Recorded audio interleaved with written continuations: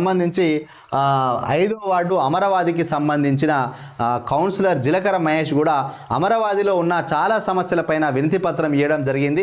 అక్కడ ఒక పోలుకు చాలా లాంగ్ డిస్టెన్స్ ఉండడం వల్ల లూజ్ వైర్ ప్రాబ్లం ఉందంట.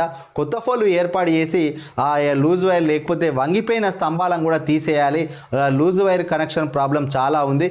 దానివల్ల ఎప్పుడైనా తెగి పడితే ప్రమాదవశాత్తులు మనుషులు చనిపోయే ప్రమాదం ఉందని చెప్పి కూడా అక్కడ వినతి పత్రం ఇవ్వడం జరిగింది. ఇక్కడ పాపం కౌన్సిలర్ జిలకర మహేష్ గతంలో కూడా డిఎంఎఫ్టి నిధుల గురించి కూడా కలెక్టర్ దగ్గరికి వెళ్ళిండు. అంటే కొంత చదువుకున్న వ్యక్తి, తెలంగాణ ఉద్యమ విద్యార్థి నాయకునిగా ఎన్నో పోరాటాలు చేసిండు కాబట్టి జిలకర మహేష్ కొంత ఏందంటే ప్రజల్లో చూసినట్లయితే చిన్నపిల్లగాడు అన్నట్టే ఉంటాడు.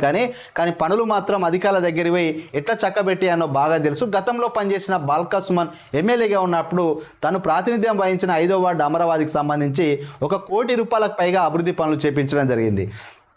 అయాన్స్ ఫుడ్ మహల్ నుంచి యొక్క అమరవాది గుడి వరకు కూడా దాదాపు ఒక 20-25 లక్షలతోని రోడ్డు నిర్మాణం చేయించుకున్నాడు. చేయడం కోసం గ్రామస్తులందరినీ కూడబట్టుకొని అప్పుడున్న ఎమ్మెల్యే దగ్గరికి వెళ్ళి ఎండోమెంట్ డిపార్ట్మెంట్కు లెటర్ పెట్టుకొని ఇంద్రకరణ్ రెడ్డి గారు అప్పుడు మంత్రిగా ఉండే, సో వారి దగ్గరికి వెళ్ళి ఆ గ్రామంలో ఉన్న గుడికి 25 నుంచి 30 లక్షల రూపాయలు ప్రభుత్వం నుంచి తెప్పించుకొని అక్కడ గుడి కట్టించుకున్నారు. అదేవిధంగా అటు పక్కన నేషనల్ హైవే పోతుంది, అటు పక్కన వెళ్ళే వారికి ఇబ్బంది ఉన్నదంటే అక్కడ అండర్ పాస్ ఏర్పాటు చేయించుకున్నారు. ఇంకొకటి ఆ యొక్క అమరవాది గ్రామం నుంచి మంచాడికి వెళ్ళే టైంలో అక్కడ ఒక కల్వర్టు మొత్తం కూలిపోయింది.